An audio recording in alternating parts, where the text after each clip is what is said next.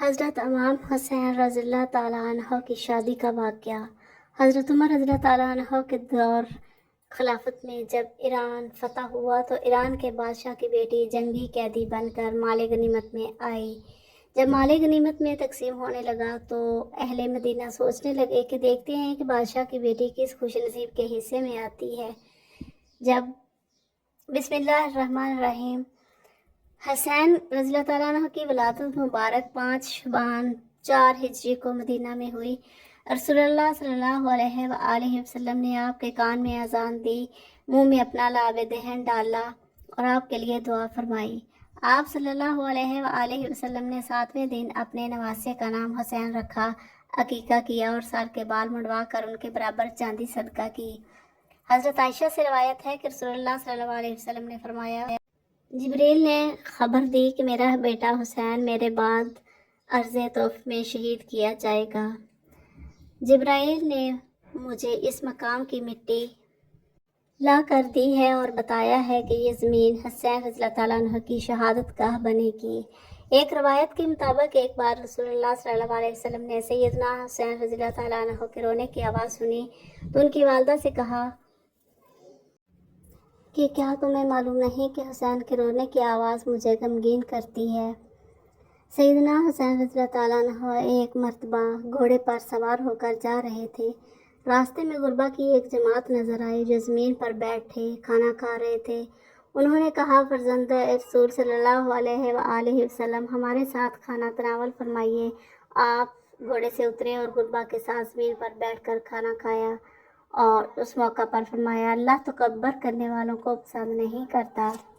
سیدنا حسین نے ان غربا کو اپنے کھانے کی دعوت دی۔ حضرت حسن رضی اللہ تعالیٰ عنہ کی ولادت کے بعد معاویہ نے خلفائے راشدین کے برعکس خلافت کو وراثت بنا دیا اور اپنے بیٹے یزید کو خلیفہ بنا لیا اور لوگوں کو 49 ہجری میں یزید کی بیعت کے لیے بلایا۔ مسلمانوں نے اس فیصلے کو ناپسند کیا اور سخت اختلاف کا اظہار کیا۔ لوگوں کو یزید کے مشاغل کا علم تھا۔ ابن کثیر لکھتے ہیں کہ اگرچہ یزید میں سخاوت، مروت، فصاحت، بیانیہ اور شعر گوئی جیسی خوبیاں بھی تھیں، مگر وہ شراب نوشی کرتا، ناچ گانے میں دلچسپی لیتا۔ اس نے اپنے محل میں ناچ گانے والیاں اور کتے رکھے ہوئے تھے۔ اس کے بعض اعمال فاسقانہ تھے۔ حضرت امام حسین رضی اللہ تعالیٰ عنہ نے یزید کی بیعت سے انکار کیا۔ یزید نے حضرت امام حسین پر بیعت کے لیے دباؤ ڈالا مگر انہوں نے دباؤ قبول کرنے سے انکار کیا۔ آپ نے جو عزم اختیار کیا اس پر ثابت قدم رہے اور مکہ تشریف لے گئے۔ حضرت امام حسین رضی اللہ تعالیٰ عنہ کے نام عراق سے سینکڑوں خطوط آئے جن میں تحریر تھا کہ آپ کے ساتھ 1,00,000 آدمی ہیں، آپ جلد عراق آ جائیں تاکہ لوگ آپ سے بیعت لیں۔ حضرت امام حسین رضی اللہ تعالیٰ عنہ نے اپنے چچا زاد بھائی مسلم بن عقیل کو حالات کا جائزہ لینے کے لیے عراق بھیجا۔ کوفہ کے لوگ مسلم بن عقیل سے بڑے اخلاق سے پیش آئے اور قسم کھائی کہ اگر حضرت امام حسین کوفہ آ جائیں تو وہ دل و جان سے آپ کی مدد کریں گے۔ ایک روایت کے مطابق 18,000 لوگوں نے مسلم بن عقیل رضی اللہ تعالیٰ عنہ کے ہاتھ پر بیعت کر لی۔ مسلم بن عقیل رضی اللہ تعالیٰ عنہ نے حضرت امام حسین رضی اللہ تعالیٰ عنہ کو خط لکھا کہ حالات سازگار ہیں، وہ کوفہ تشریف لے آئیں۔ خط ملنے کے بعد حضرت امام حسین کوفہ روانہ ہوئے۔ یزید نے کوفہ کے گورنر نعمان بن بشیر کو معزول قرار دیا کیونکہ وہ حضرت امام حسین رضی اللہ تعالیٰ عنہ کے بارے میں نرم گوشہ رکھتے تھے۔ عبداللہ ابن زیاد سمیہ کو کوفے کا گورنر مقرر کیا گیا۔ ابن زیاد نے عمر بن سعد کو حضرت امام حسین رضی اللہ تعالیٰ عنہ کے پاس بھیجا اور ان کو یزید کی بیعت کا مشورہ دیا۔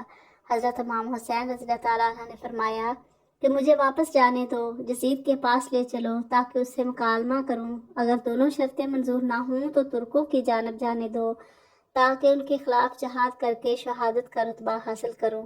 حضرت امام حسین رضی اللہ تعالیٰ عنہ کا پیغام ابن زیاد کو پہنچایا گیا مگر اس نے اپنے ساتھیوں کے مشورے کے بعد تینوں شرطیں مسترد کر دیں اور بیعت کا مطالبہ کیا۔ ابن زیاد نے عمر بن سعد کو حکم دیا کہ حضرت امام حسین رضی اللہ تعالیٰ عنہ اور ان کے ساتھیوں کو پانی لینے سے روک دیا جائے۔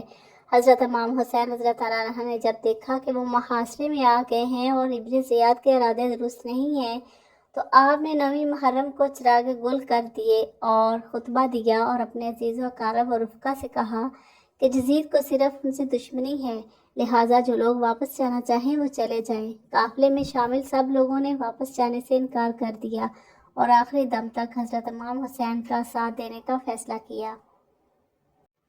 سیدنا حسین رضی اللہ عنہ نے اندھیرا اس لیے کیا تاکہ جو لوگ واپس جانا چاہیں ان کو ندامت نہ ہو۔ حضرت امام حسین رضی اللہ عنہ کے ساتھ بہتر آدمی تھے جن کی تعداد 72 تھی۔ کربلا کے میدان میں انسانی تاریخ کا المناک سانحہ پیش آیا۔ 10ویں محرم عاشورہ کے روز حضرت امام حسین رضی اللہ عنہ اپنے گھوڑے پر سوار ہوئے اور قرآن ہاتھ میں لے کر خطبہ ارشاد فرمایا، جس میں انہوں نے بتایا کہ وہ رسول اللہ صلی اللہ علیہ وآلہ وسلم کے نواسے اور امیر المومنین حضرت علی رضی اللہ عنہ کے فرزند ہیں۔ یزیدی فوج پر ان باتوں کا کوئی اثر نہ ہوا اور شمر نے قافلہ حسین پر حملہ کر دیا۔ حضرت امام حسین کے رفقا باری باری لڑتے ہوئے شہید ہوتے گئے اور آخرکار حضرت امام حسین رضی اللہ عنہ کو بھی محرم کے مہینے 61 ہجری یوم عاشور جمعہ کو شہید کر دیا گیا۔ اس وقت آپ کی عمر مبارک 54 سال تھی۔ قتل حسین اصل میں مرگ یزید ہے۔ اسلام زندہ ہوتا ہے ہر بلا کے بعد۔ معاویہ نے یزید کو نصیحت کی کہ حسین رضی اللہ عنہ اگر بیعت سے انکار کریں تو درگزر سے کام لینا، مگر تحمل برداشت رواداری اس کی فطرت کے خلاف تھی۔ اس نے وہ ظلم و ستم کیے جن کی مثال انسانی تاریخ میں نہیں ملتی۔ ظہیر ایک سنی تھا، اس نے امام حسین کے پیغام کو سنا تو بیوی بچوں کو چھوڑ کر قافلہ حسین میں شامل ہو گیا۔ کربلا کے میدان میں جب حسین رضی اللہ عنہ پر تیروں کی بارش ہو رہی تھی تو ظہیر حسین کی ڈال بن گئے اور شہید ہو گئے۔ حسین رضی اللہ عنہ پر کسی کی اجارہ داری نہیں، وہ بلا تفریق اور بلا امتیاز سب کے محبوب ہیں۔ اہل سنت کے شیخ الاسلام امام ابن تیمیہ نے فرمایا، جس نے بھی امام حسین رضی اللہ عنہ کو شہید کیا، ان کے قتل میں مدد کی یا ان کے قتل سے راضی ہوا، اس پر اللہ کی، فرشتوں کی اور تمام لوگوں کی لعنت۔ اللہ تعالیٰ نے ان کے عذاب کو دور کرے گا اور نہ اس کے عوض قبول کرے گا۔ شہادت امام حسین کا سبق یہ ہے کہ نیکی کی تبلیغ کرنا اور برائی سے روکنا ہر مسلمان کا فرضی مذہبی فریضہ ہے۔ جھوٹ اور سچ کی جنگ میں افرادی قلت کوئی حیثیت نہیں رکھتی۔ سچ کے علمبردار اگر تعداد میں کم بھی ہوں تو جھوٹ کا مقابلہ ان کا فرض ہے۔ جنگ بدر اور جنگ کربلا میں یہ بھی ایک قدر مشترک ہے کہ تعداد کی کمی حق کے راستے میں حائل نہ ہوئی۔ حضرت امام حسین رضی اللہ عنہ کا یزید کے خلاف جہاد مذہبی تعصب یا فرقہ وارائیت کے بنا پر نہ تھا، بلکہ اسلام کے تحفظ کے لیے تھا۔ مسلمان کردار کے بحران سے گزر رہے تھے۔ اللہ کے پیارے نبی صلی اللہ علیہ وآلہ وسلم، خلفائے راشدین اور امام حسین نے عملی کردار کے جو روشن نمونے پیش کیے، ہم ان پر عمل کرنے کے لیے تیار نہیں ہیں، مگر اپنے پسندیدہ خلفاء، صحابہ اور اماموں کے نام پر ایک دوسرے کو قتل کرنے کے لیے تیار ہو جاتے ہیں۔ اللہ تعالیٰ ہم سب کی ہدایت فرمائے اور صراط مستقیم پر چلنے کی توفیق عطا فرمائے۔ جب کبھی ضمیر کے سودے کی بات ہو، ڈٹ جاؤ تم حسین کے انکار کی طرح۔ شہربانو ایران کے بادشاہ یزید گرد کی بیٹی تھی۔ آپ کا نام بی بی شہربانو مشہور تھا۔ آپ کی ولادت ایران کے شاہی دربار میں ہوئی۔ آپ عفت، حیا اور پاکیزگی سے مالا مال تھیں۔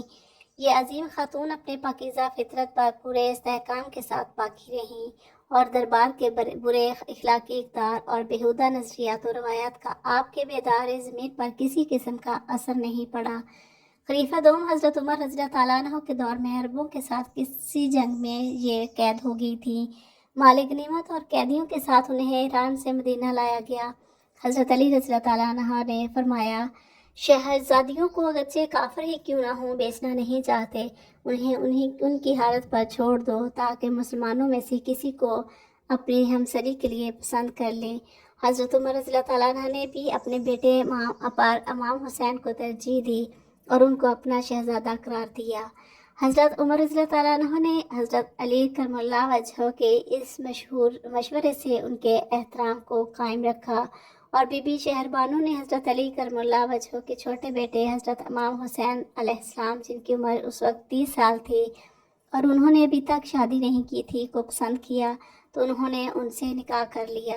حضرت علی نے اپنے بیٹے سے فرمایا کہ ان کا احترام و خیال رکھنا۔ اہل مدینہ کنیزوں سے شادی نکاح نہیں کرتے تھے۔ حضرت امام حسین علیہ السلام کے اس انسانی اقدام سے بتدریج یہ رسم ختم ہو گئی اور مسلمانوں میں کنیزوں سے عقد کرنے کا رواج پیدا ہو گیا۔ بعض روایات کے مطابق بزرگ صحابی حضرت سلمان فارسی رضی اللہ تعالیٰ عنہ نے اس شادی کے کروانے میں اہم کردار ادا کیا۔ اس شادی سے عرب اور عجم یعنی ایران کے درمیان وہ خلیج کم ہوئی جو ان دونوں کے مابین جنگوں کی وجہ سے پیدا ہو گئی تھی۔ آپ نے شادی کے بعد اس بات کو ثابت کر دکھایا کہ بچپن سے ہی طہارت و پاکیزگی ان کا شیوا تھا اور امام سجاد علیہ السلام کی ماں بننے کا تمام شرف اور صلاحیت آپ کو حاصل ہے۔ اس مبارک شادی کا ثمرہ امام سجاد زین العابدین ہیں۔ شہربانوں کا اپنے بیٹے زین العابدین کی ولادت کے چند ماہ بعد ہی انتقال ہو گیا تھا۔ بچے کی پرورش دیگر عورتوں نے کی تھی۔ بعض روایات میں ہے کہ بی بی شہربانو واقعہ کربلا جو 61 ہجری کو پیش آیا میں موجود تھیں اور اپنے شوہر کی مظلومانہ شہادت کے کچھ عرصہ بعد واپس ایران چلی گئی تھیں۔ ایران کے شہر رے کے مضافات میں ایک پہاڑی کے اوپر ان سے منسوب خوبصورت بہت قدیمی مزار بھی ہے۔ یہاں ہزاروں کی تعداد میں لوگ زیارت کو جاتے ہیں۔ تاریخ اسلام میں یہ بھی ہے کہ بی بی شہربانو کے ہمراہ ان کی بہن بی بی ریحان بھی تھی جو محمد بن ابی بکر کے حوالہ نکاح میں آئی۔ اس سے قاسم پیدا ہوئے۔ اس بنا پر امام سجاد زین العابدین اور قاسم بن محمد بن ابی بکر آپس میں خالہ زاد بھائی ہیں۔ امام زین العابدین علیہ السلام فرماتے ہیں میں دو بڑی ہستیوں کا بیٹا ہوں کیونکہ رسول اللہ صلی اللہ علیہ وسلم آپ کے جد اور شہر بانو والدہ تھی تو شہنشاہ ایران آپ کے نانا ہوئے۔ ابو الاسود دہلی کہتے ہیں وان ولید ابن کسرا و ہاشم لا کرم منتنت علیہ تمام، جو بچہ کسرا و ہاشم کی نسل سے پیدا ہوا ہے وہ سب سے زیادہ عظیم و شریف ہے۔ اللہ تعالیٰ ہمیں دین کی مکمل سمجھ نصیب فرمائے اور ہمیں نیکوکاروں میں شامل کرے، آمین۔ ویڈیو اگر پسند آئے تو لائک اور شیئر ضرور کریں تاکہ اس سے زیادہ لوگ فائدہ اٹھا سکیں اور معلومات حاصل کر سکیں۔ اگر چینل پر نئے ہیں تو چینل کو سبسکرائب ضرور کریں اور بیل آئیکن کو بھی پریس کریں تاکہ ہر آنے والی ویڈیو کا نوٹیفیکیشن آپ تک پہنچ سکے اور کوئی بھی ویڈیو اسکپ نہ ہو۔ تو ملتے ہیں نیکسٹ ویڈیو میں، تب تک کے لیے اللہ حافظ۔